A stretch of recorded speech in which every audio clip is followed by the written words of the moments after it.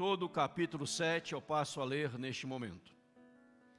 Vi quando o Cordeiro abriu o sexto selo e sobreveio grande terremoto.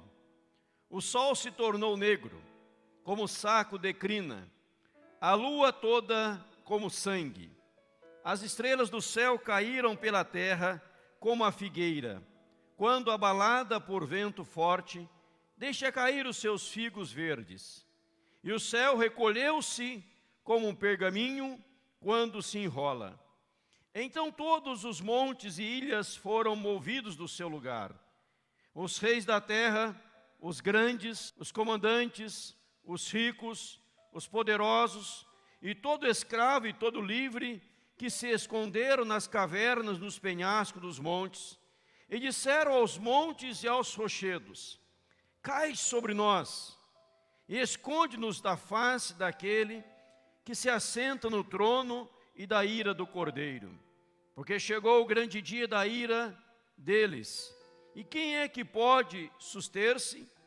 Depois disso vi 4 anjos em pé nos 4 cantos da terra, conservando seguros os 4 ventos da terra, para que nenhum vento soprasse sobre a terra, nem sobre o mar, nem sobre árvore alguma. Vi outro anjo que subia do nascente vivo, e clamou em grande voz aos 4 anjos, aqueles aos quais fora dado fazer dano à terra e ao mar, dizendo: não danifiqueis nem a terra, nem o mar, nem as árvores, até selarmos na fronte os servos do nosso Deus. Então ouvi o número dos que foram selados, que era 144.000 de todas as tribos dos filhos de Israel.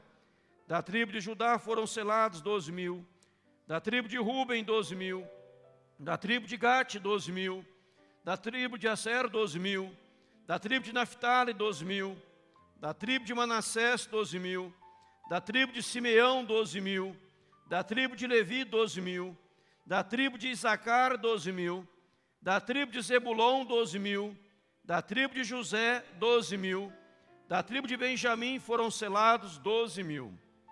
Depois dessas coisas vi, e eis grande multidão que ninguém podia enumerar, de todas as nações, tribos, povos e línguas, em pé diante do trono e diante do Cordeiro, vestidos de vestiduras brancas, com palmas nas mãos, e clamavam em grande voz, dizendo: ao nosso Deus, que se assenta no trono, e ao Cordeiro pertence a salvação. Todos, por pregar a palavra de Deus, por pregar o santo evangelho, por pregar a mensagem cristalina, ele é preso, ele é encarcerado, ele é levado à ilha chamada Patmos.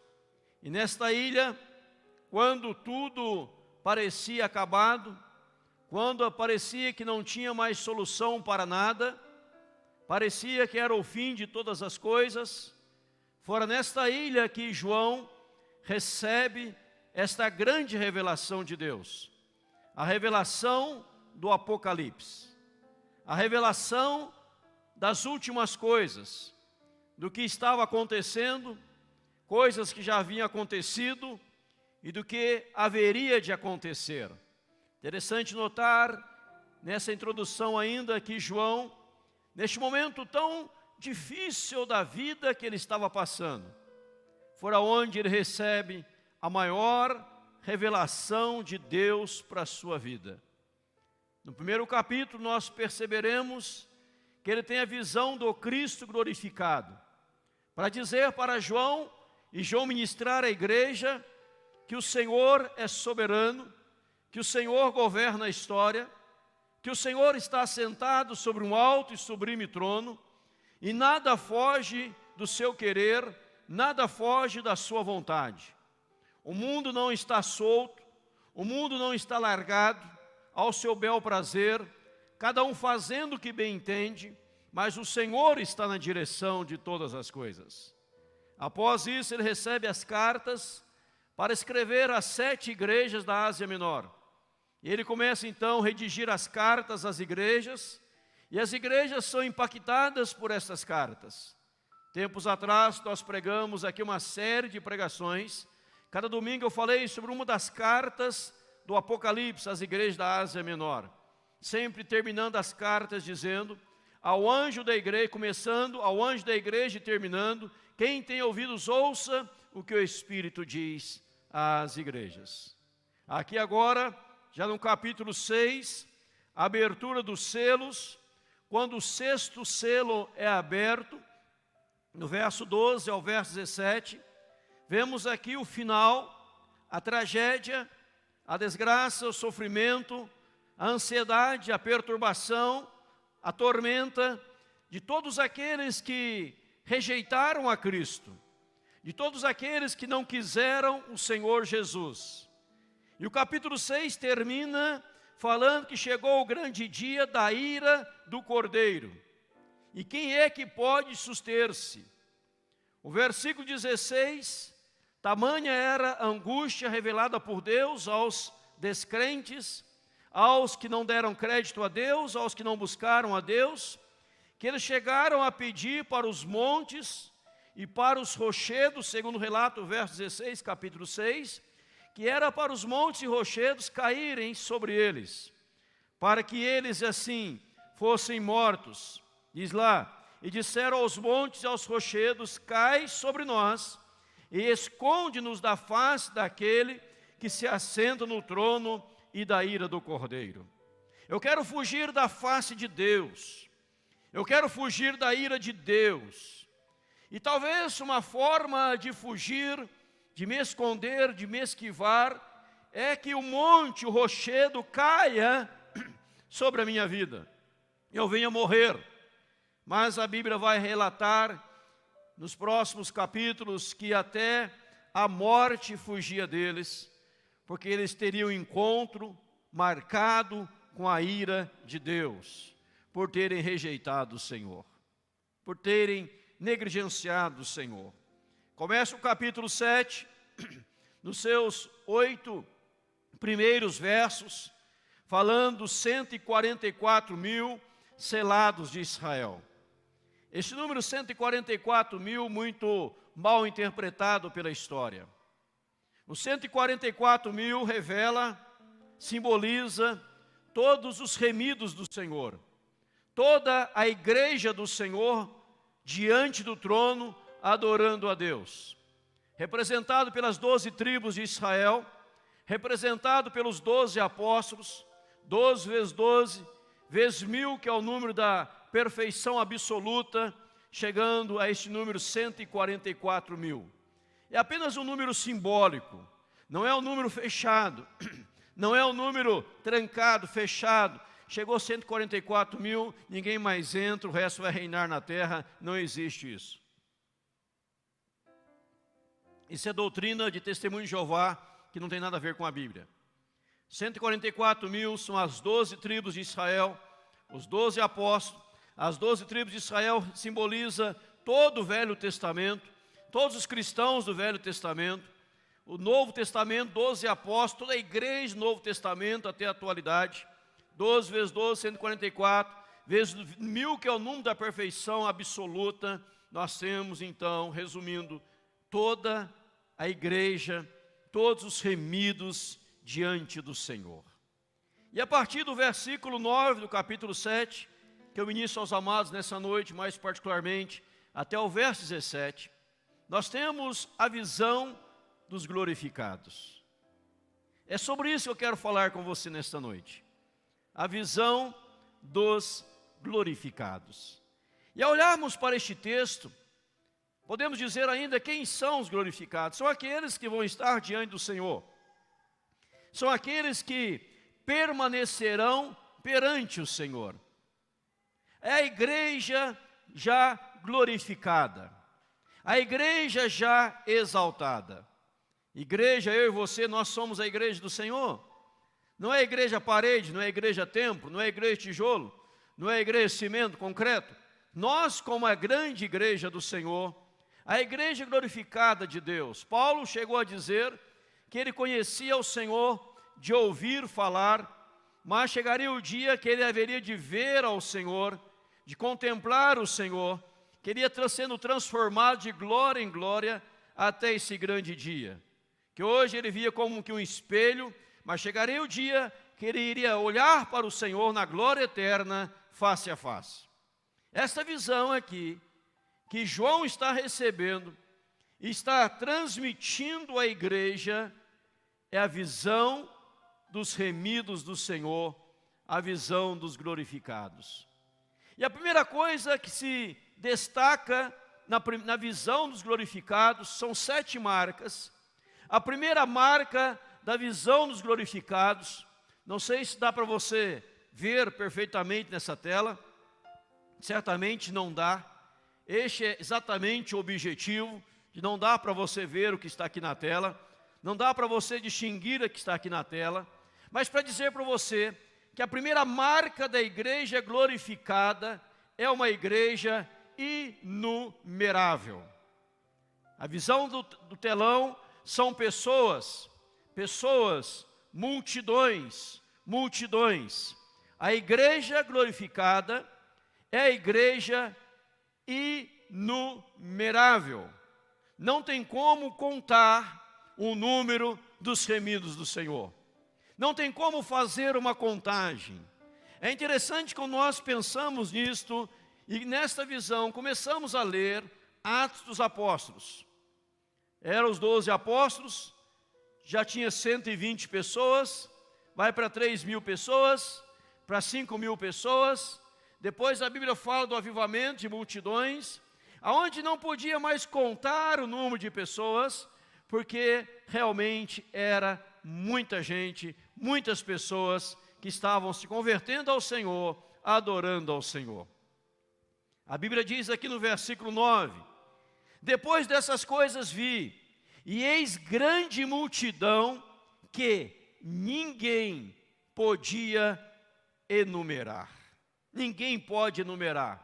Aqui nós já vemos uma promessa de Deus, Gênesis 15, versículo 5, Gênesis 15, 5. Então conduziu até fora e disse: olha para os céus e conta as estrelas, se é que podes. Ele disse: assim será a tua posteridade. Deus chama Abraão e fala: conta as estrelas, assim será a tua posteridade. Você vai crescer, a sua descendência vai ser grande, a sua descendência vai ser gigante. Uma promessa de Deus a Abraão. Nós olhamos novamente para a Bíblia, em Hebreus 11, 12 está escrito: por isso também de um, aliás, já amortecido, saiu uma posteridade tão numerosa como as estrelas do céu, e inumerável como a areia que está na praia do mar. Você já conseguiu contar a areia, os grãos de areia que há na praia do mar? Você já conseguiu contar as estrelas do céu? Eu vou contar as estrelas do céu. E você começou a contar as estrelas e se perdeu nas estrelas, e você disse: isto é inumerável, isto é incontável. As estrelas, os grãos de areia, é algo incontável. E nesta forma, na visão dos glorificados, Apocalipse 7, 9 vai dizer: depois vi grande multidão que ninguém pode enumerar.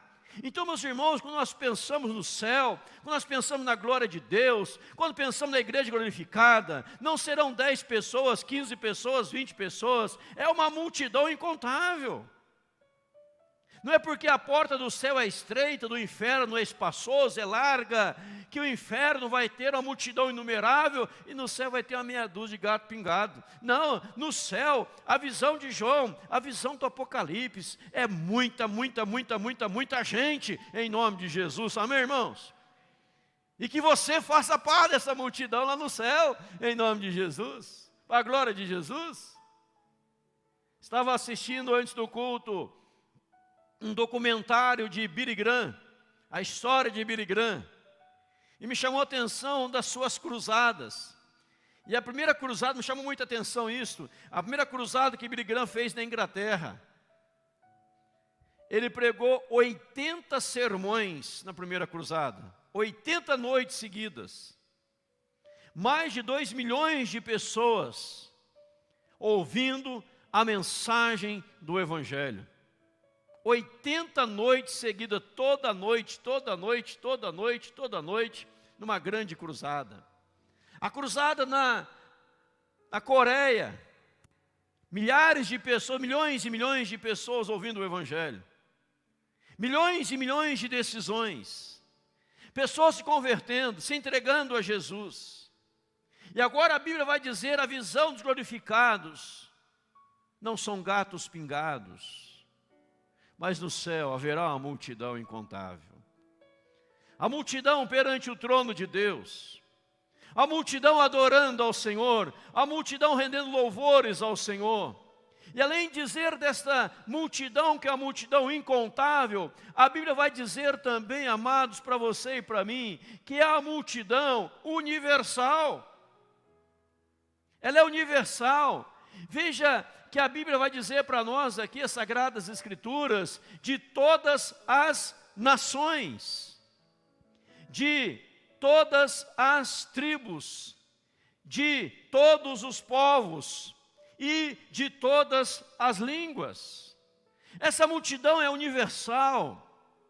Diz aqui o Apocalipse, uma grande multidão que ninguém pôde enumerar, de todas as nações, tribos, povos e línguas, em pé diante do trono e diante do Cordeiro, vestidos de vestiduras brancas, com palma nas mãos.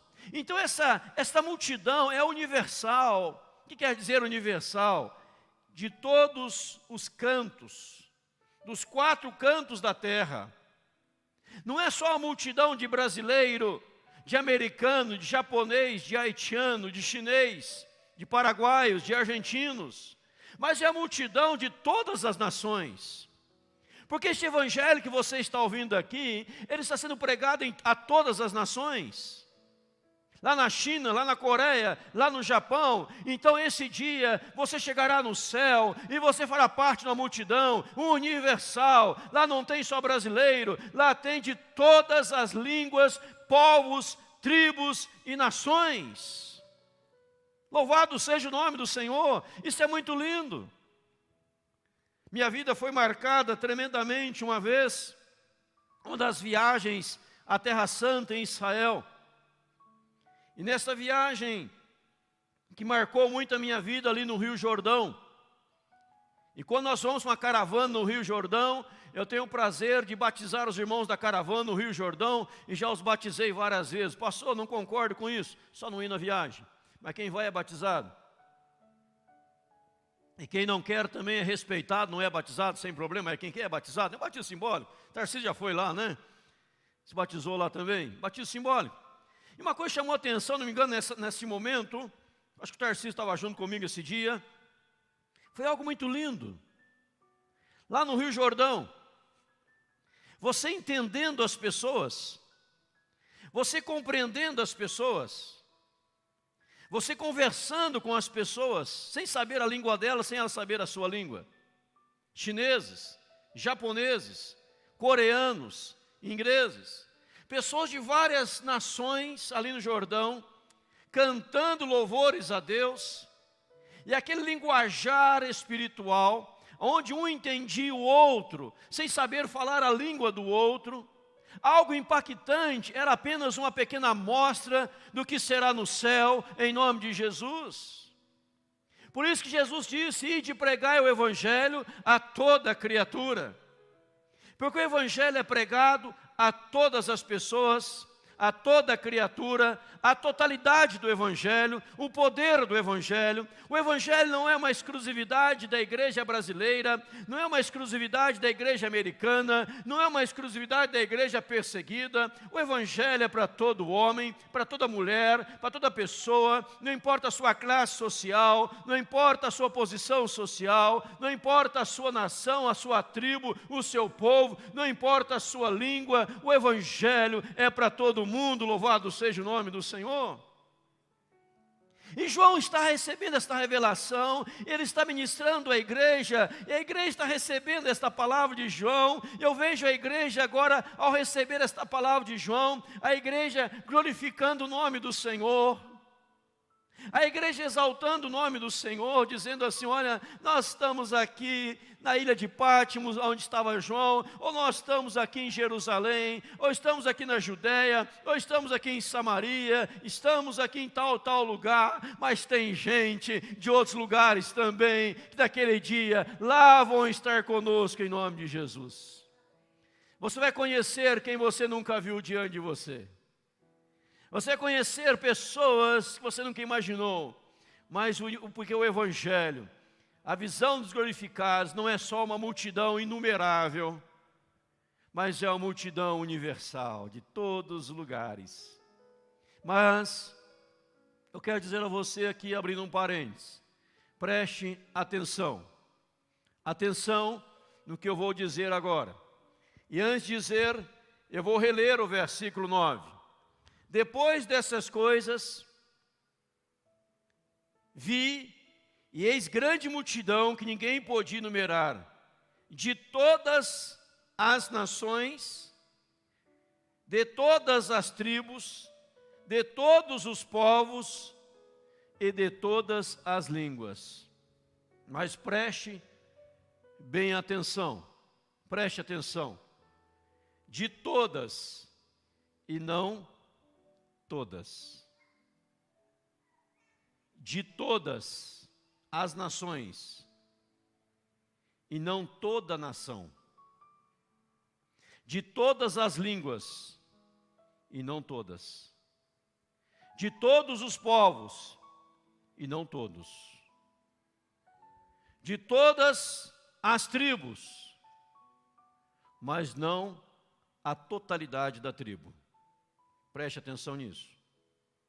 O Evangelho, embora pregado universalmente, em todos os cantos, em todos os lugares, pelo poder do Espírito Santo, usando nossos pregadores, ministros do Evangelho, o Evangelho pregado, uma multidão inumerável, o Evangelho da Igreja Gloriosa, universal, gente de todas as tribos, línguas, povos e nações, de todas, mas não todas. Não é a totalidade da nação, não é a totalidade da língua, não é a totalidade do povo. Alguns daquela nação, alguns daqueles povos, alguns daquelas línguas, alguns daquelas tribos. E você saberá mais já o porquê disso no decorrer da pregação, em nome do Senhor. Então é uma observação que nós precisamos fazer à luz do texto sagrado. Mas outra marca da igreja é a igreja honrada. A igreja honrada, onde eu vejo a igreja honrada? É em pé diante do trono, diante do Cordeiro. A igreja sendo honrada porque ela é levada à presença do Cordeiro. Ela está ali diante do trono de Deus. Ela está ali perante a face do Cordeiro. Ela é honrada porque o livre acesso lhe fora garantido. Se você voltar no capítulo 6, versículo 16, as pessoas sem Cristo, sem Deus, querem distanciar, se afastar da face de Deus, da presença de Deus. Mas a igreja gloriosa, ela está diante do Cordeiro, ela é honrada, e não só ela é honrada, mas é a igreja pura. É a pureza desta igreja. Ela está vestida de vestiduras brancas, com palmas nas mãos. Uma igreja pura. Vestidura branca traz o sinal na Bíblia, a marca na Bíblia de pureza, de santidade, de consagração, de temor a Deus, rejeição do mundo, abraçar ao Senhor, se apegar às coisas de Deus, firme com Deus, em nome de Jesus. A igreja pura. A igreja pura também é a igreja vitoriosa, vencedora, também marcado pelas vestes brancas e as palmas nas mãos, que era a marca também de uma igreja, de um povo vencedor. Nós vencemos as provocações, vencemos as tribulações, vencemos tudo que o mundo intentou contra nós, nós vencemos. E nós estamos diante do Cordeiro. Nós estamos diante do Senhor. Então, uma igreja vencedora. Não só uma igreja vencedora, mas uma igreja também que agora reconhece que a salvação vem de Deus. Olha o canto desta igreja, versículo de 10. E clamava em grande voz, dizendo: ao nosso Deus que se assenta no trono e ao Cordeiro pertence a salvação. A salvação é obra de Deus. A salvação é iniciativa de Deus. A salvação é obra da graça de Deus. É o poder de Deus que nos salvou. A salvação pertence a Deus. E nós estamos aqui louvando, nós estamos aqui glorificando, nós estamos aqui exaltando, dizendo: Senhor, a salvação pertence a Ti. Essa igreja está ali nesse canto maravilhoso. A igreja está ali nesta exaltação tremenda.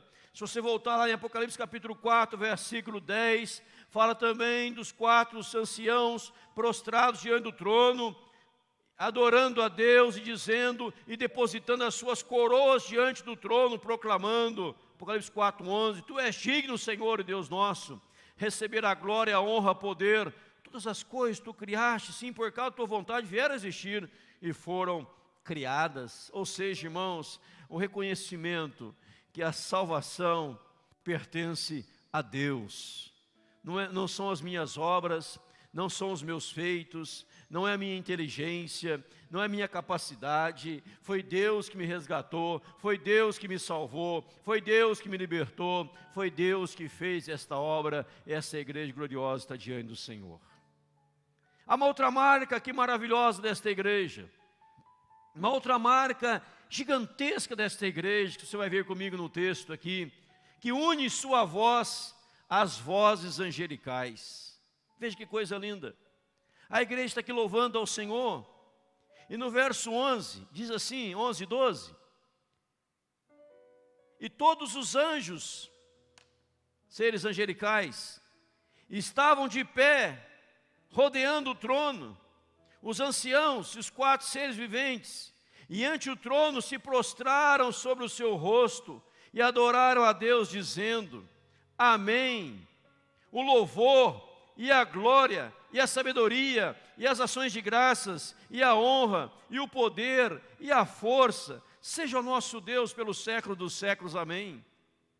Os remidos adorando, a igreja unindo a sua voz às vozes angelicais, a igreja remidos de Deus dizendo, a igreja remidos do Senhor dizendo: ao nosso Deus se assenta no trono e ao Cordeiro pertence a salvação, e os anjos cantando amém por isto. O louvor e a glória, a sabedoria, ações de graça, honra, poder, força, seja o nosso Deus pelos séculos dos séculos. Então, irmão, você vai louvar a Deus com os anjos, você vai louvar a Deus com os arcanjos, você vai louvar a Deus com os seres angelicais, com as vozes angelicais, a sua voz misturando com a voz dos anjos misturando com a sua voz, e aquela multidão voltada para Deus, perante o trono de Deus, neste momento glorioso, neste momento de exaltação, neste momento que será eterno, na presença do Senhor,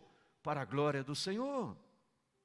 Mas vem algo aqui importante no texto sagrado, que João recebe como revelação de Deus, que João recebe como mensagem de Deus. Quem são e de onde vieram? É a pergunta que se levanta no versículo 13. Um dos anciãos tomou a palavra dizendo: estes que se vestem de vestiduras brancas, quem são e de onde vieram? Quem são essas pessoas aqui perante o trono? Quem são essas pessoas que estão adorando ao Senhor? Aí vem a resposta. Respondi-lhe: Senhor, Tu sabes. Ele então me disse: são estes que vêm da grande tribulação, lavaram as suas vestiduras e as alvejaram no sangue do Cordeiro. Verso 13, razão porque se acham diante do trono de Deus, e os servem de dia e de noite no seu santuário. Ao ver aquela multidão incontável, ao ver aquela multidão universal, de pessoas de todas as tribos, povos, línguas e nações, de todos os cantos da face da terra. O ancião pergunta: Senhor, quem são? Quem são? E estes? Quem são? De onde vieram? E a resposta imediata: Senhor, tu sabes. Ele então fala: estes são aqueles que vieram da grande tribulação. Estes são aqueles que lavaram as suas vestiduras e as alvejaram no sangue do Cordeiro. E o verso 15, razão, motivo, porque se acham diante do trono de Deus. Ou seja, só estará no meio desta multidão, só estará nesse grande dia, glorioso dia, aquele e aquela que lavou as suas vestes e as alvejaram no sangue do Cordeiro. Veja que não está dizendo, estes que estão diante do Senhor, adorando o Senhor, diante do trono, perante o trono, eles estão aqui porque eles foram bonzinhos lá na terra. Não, nada disso. Eles estão aqui porque eles deram esmolas. Nada disso. Eles estão aqui porque eles eram pessoas honestas, corretas, religiosas. Não por causa disso. Só vai estar lá aquele e aquela que se rendeu a Cristo Jesus sem vida. Aquela que aceitou o Senhor Jesus Cristo, que abriu seu coração ao ouvir a mensagem do Evangelho, que se entregou de corpo e alma ao Redentor e amado de nossa alma, Jesus Cristo. Veja que a Bíblia faz questão de dizer razão porque se acham diante de Deus. Eles lavaram as suas vestes aonde? No sangue do Cordeiro. Porque é o sangue de Jesus que nos purifica de todo e qualquer pecado. Quando lemos, por exemplo, Isaías capítulo 1, eu gosto de Isaías 1. Isaías 1 relata a religiosidade sem sentido. Uma religiosidade sem sentido. Isaías 1 vai falar de pessoas que adoraram a Deus sem conhecer a Deus. De pessoas que, embora estivessem adorando a Deus, viviam em pecado, em mazelas, em transgressões. Que não tinham conhecimento de Deus, não tinham cura das suas feridas, dos seus traumas. Viviam cheios de pecado e sujeira. Mas Isaías 1 ainda vai dizer o convite da graça: vinde depois e arrazoemos. Você pode abrir comigo lá em Isaías 1? Eu vou ler para você aqui na Bíblia, posso citar de cor, mas eu vou ler com você na Bíblia. Isaías capítulo 1, olha que coisa maravilhosa, o convite da graça, versos 18, 19 e 20. Isaías 1, 18, 19 e 20, convite da graça. Vinde depois e arrazoemos, diz o Senhor, ainda que os vossos pecados sejam como a escarlata, eles se tornarão brancos como a neve. Ainda que sejam vermelhos como o carmesim, se tornarão brancos como a lã. Se quiserdes me ouvir, comereis o melhor desta terra. Mas se recusardes e fordes rebeldes, sereis devorados à espada, porque a boca do Senhor o disse. Veja que a Bíblia fala: ainda que os vossos pecados sejam como a escarlate, eles se tornarão brancos, como a neve. Ainda que sejam vermelhos como o carmesim, se tornarão como a lã. Ou seja, a pessoa que está suja nos seus pecados, nos seus delitos, nas mazelas da sua vida, nas sujeiras da sua vida, ela vem a Jesus, e o sangue de Jesus lhe purifica de todo o pecado. E ela vai fazer parte desta multidão incontável. É por isso que eu volto com você lá em Apocalipse capítulo 7, no versículo 9. De todas as nações, tribos, povos e línguas.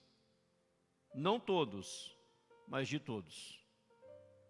Porque há pessoas de nações, tribos, povos e línguas que rejeitaram a Jesus, que não quiseram o sangue de Jesus, que rejeitaram a graça de Jesus, que falaram não para o Senhor Jesus, mas aqueles que falaram sim para Jesus, eles ganharam o privilégio de se achegar diante do trono. A Bíblia vai dizer para nós, 1 João 7, se porém andarmos na luz como Ele está na luz, mantemos comunhão uns com os outros, e o sangue de Jesus, seu Filho, nos purifica de todo pecado. Sabe o que purifica você de todo e qualquer pecado? O sangue de Jesus. Por isso o sangue foi vertido lá na cruz do Calvário.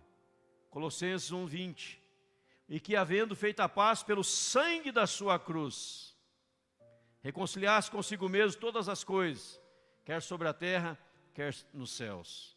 Pelo sangue da cruz, Ele nos reconciliou consigo mesmo.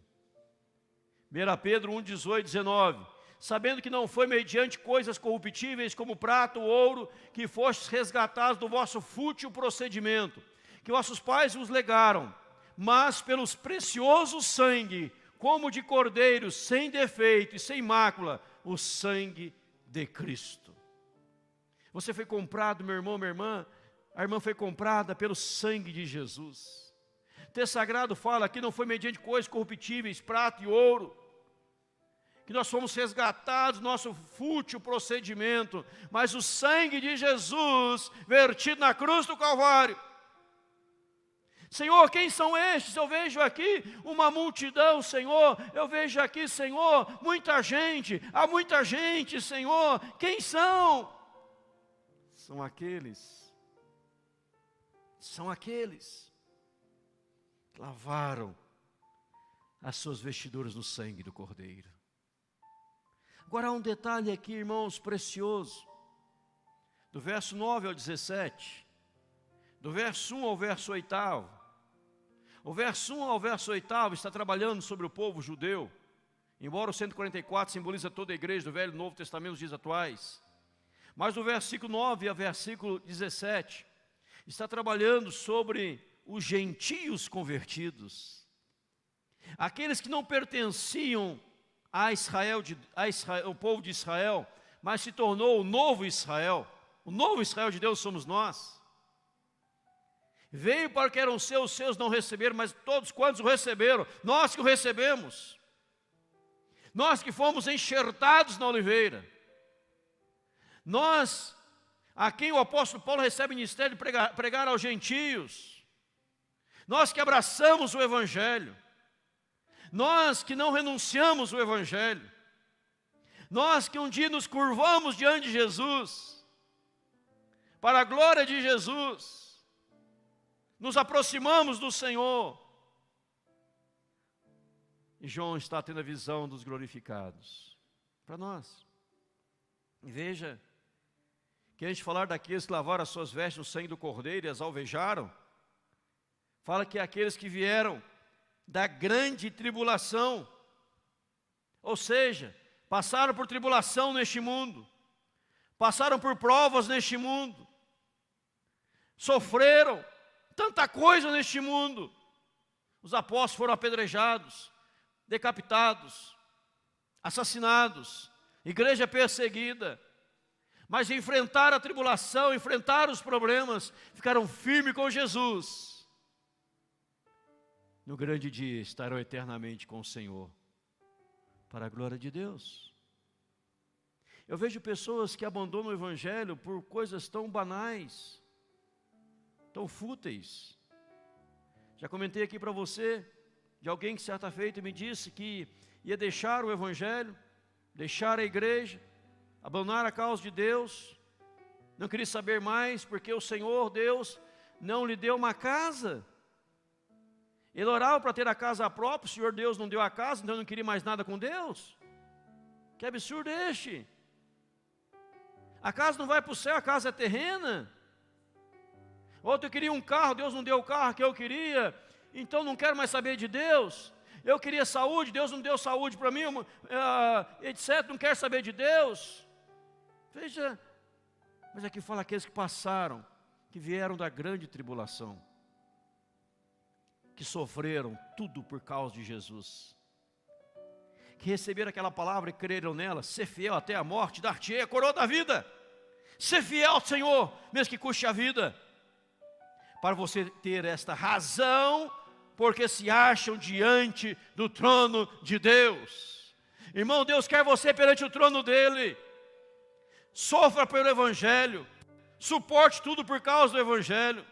Paulo fala que através de muitas tribulações importa entrar no reino de Deus. Ser cristão não é fácil. Ser cristão nunca foi fácil, há perseguições, o diabo se levanta, mas você fica firme, meu irmão, minha irmã, porque você vai estar diante do trono de Deus. Amém, igreja? Porque você lavou as suas vestes e as alvejaram no sangue do Cordeiro. Vestiduras brancas, não que vai ter uma roupa branca, é simbolismo, né? Algo simbólico da Bíblia, para mostrar pureza. Você está puro, purificado pelo sangue de Jesus derramado na cruz do Calvário. Você não precisa de um outro sacrifício, você não precisa de mais uma morte, você já recebeu tudo para estar diante do Senhor na glória eterna. E o Senhor traz aqui agora no texto 4 garantias, 4 bênçãos garantidas, 4 bênçãos que lhe são garantidas. A primeira bênção que lhe é garantida: a adoração eterna a Deus. Você vai adorar a Deus, irmão. Você vai adorar ao Senhor eternamente. Adoração. Você vai fazer parte de um grande coro celestial. Se a sua vontade na terra é cantar no coral, você é desafinado aqui, igual eu, não dá para a gente cantar em voz audível. Imagina eu, Derli, cantando aqui, todo mundo vai embora da igreja, não fica uma alma sequer, nem ele, nem eu. Mas lá no céu, nós vamos cantar dele, fazer solo, dueto. Lá no céu, porque nós somos chamados para sermos adoradores de Deus.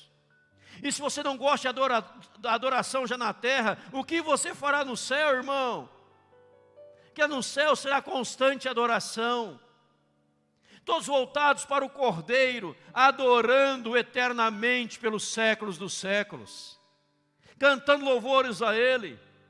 Mas alguém poderá dizer: mas pastor, não gosto de cantar, não vou para o céu não, vou para outro lugar. Não gosto de cantar não, pastor. Cada um tem o direito da escolha. Mas eu quero que você comece a cantar, louvar o Senhor. Diz aqui o texto: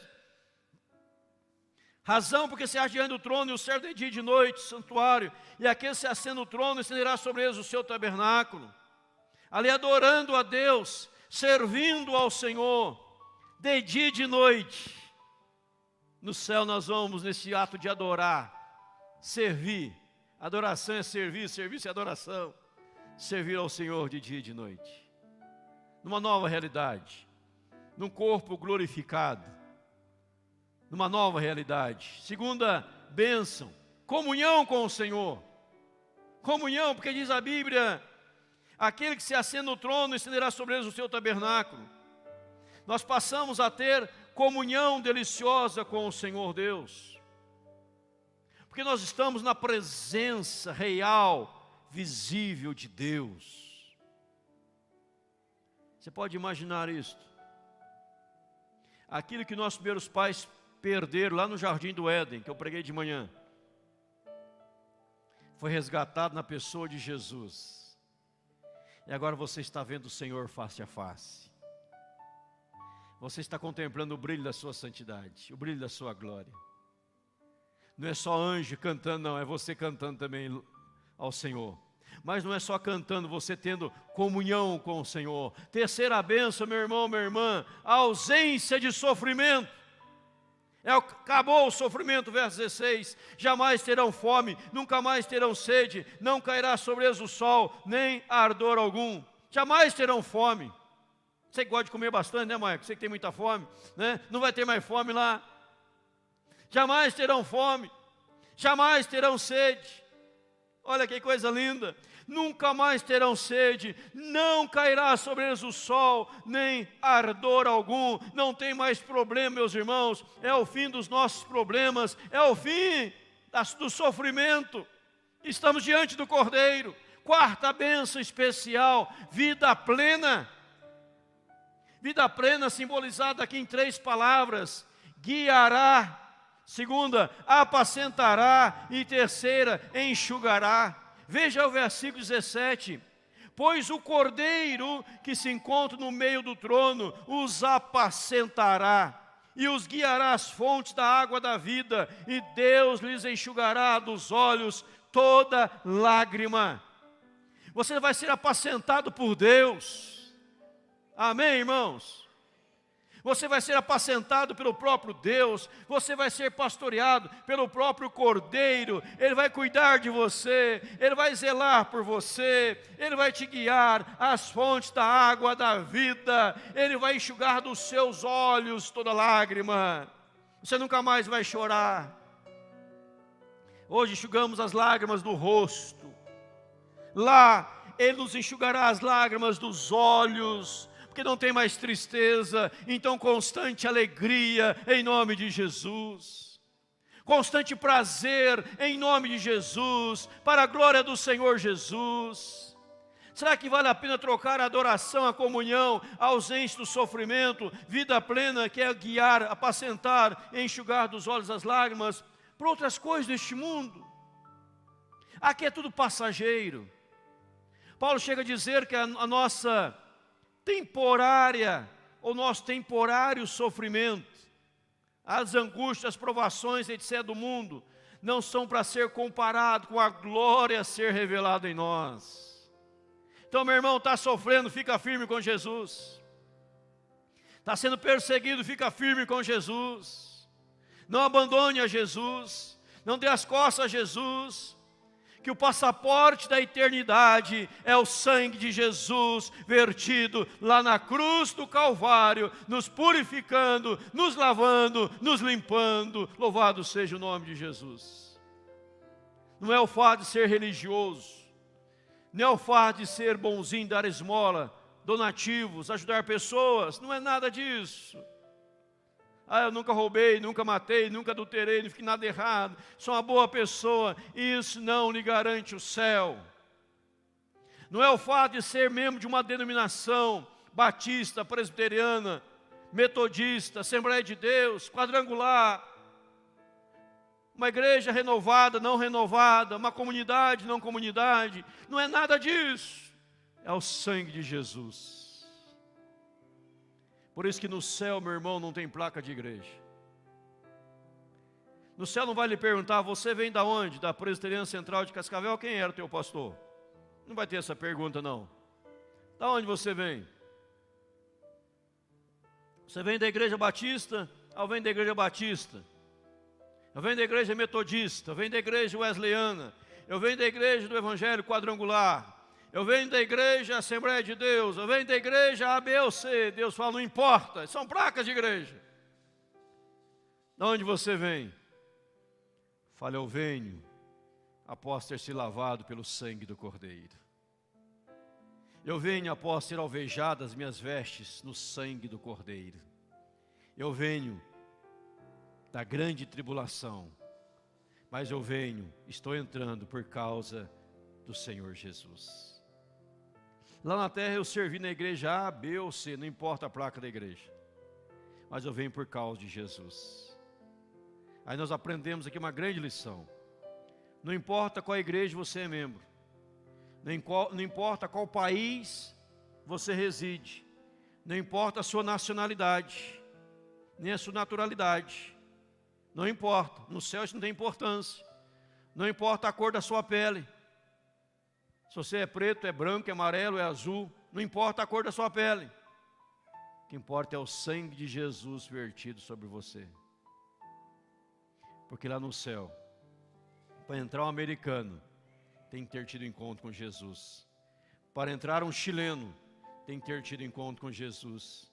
Para entrar um japonês, tem que ter tido encontro com Jesus. Um haitiano tem que ter tido encontro com Jesus. Um brasileiro tem que ter tido encontro com Jesus. O único passaporte é o sangue de Jesus vertido na cruz do Calvário. Aí a pergunta do texto sagrado, que vem a nós, que salta aos olhos, a você, a mim, cada um de nós: você estará no meio desta grande multidão? Você estará lá nesse grande dia? Você fará parte de Apocalipse 7, 9 a 17, ou 6, 12 a 17? Onde pessoas estão pedindo para si a morte, pessoas querem morrer, porque vão se deparar com a ira de Deus. Verso 16, capítulo 6: cai sobre nós, esconde-nos da face daquele que se assenta no trono e da ira do Cordeiro. Veja que para uns a ira de Deus, para outros a comunhão com Deus. Uns querem fugir da presença de Deus e outros estão correndo para adorar ao Senhor Deus. Tudo por causa de Jesus. Se não fosse Jesus, meu irmão, se não fosse Jesus, minha irmã, nós estaríamos perdidos. Porque ninguém é capaz de salvar a si mesmo. Você precisa do sangue de Jesus sobre a sua vida. E nesta noite, você precisa certificar-se se esse sangue já faz parte da sua vida, meu irmão, minha irmã. E sair daqui deste templo nesta noite, após o culto, com essa convicção: nesse dia, eu lá estarei. Glória a Deus. Nesse dia, eu lá estarei, com os anjos, arcanjos, serafins, reconhecendo que a salvação pertence a Deus tão somente. E por causa do meu Jesus, eu estou aqui no céu.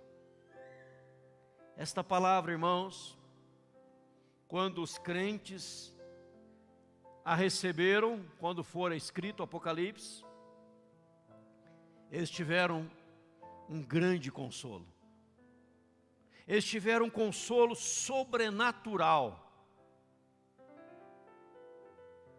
dizendo assim: vale a pena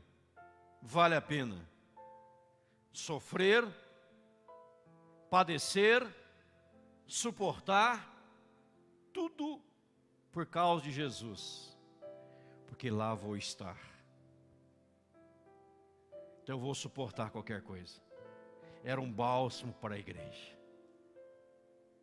Ali sem poder ser apacentado, tendo fome, tendo sede, sol, ardor, sofrendo na terra, mas a certeza do lar eterno em nome de Jesus.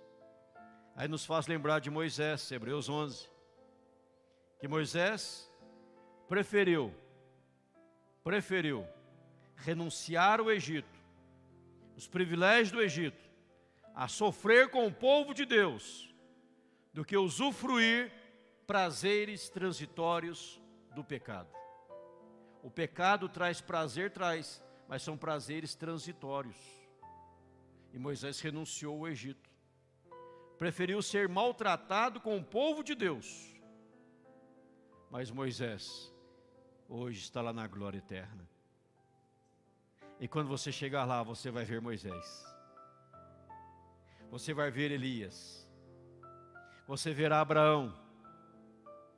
Verá Davi, Paulo, Pedro, Tiago, João. Vai vê-los lá no céu. Eles vão dizer para você, ou você vai dizer para eles: nós chegamos aqui pelo mesmo motivo. Jesus Cristo, sangue vertido na cruz do Calvário. Por isso a Bíblia diz: pela graça sois salvos mediante a fé. E isso não vem de vós, é dom de Deus, Efésios 2:8. E o verso 9, não de obras para que ninguém se glorie. Efésios 2, verso 8 e verso 9. É a graça do Senhor. Que na visão dos glorificados nessa noite, você se veja perante o trono da graça, adorando ao Senhor, servindo ao Senhor, pelos séculos dos séculos. Aonde o Senhor, diz aqui, Ele vai estender sobre você o seu tabernáculo, a sua morada, a sua permanência. E você jamais tirará os olhos do Senhor. Ele jamais tirará os olhos de você. Graças a Deus por isto. Não saia daqui sem ter a certeza que o sangue de Jesus já está sobre a sua vida.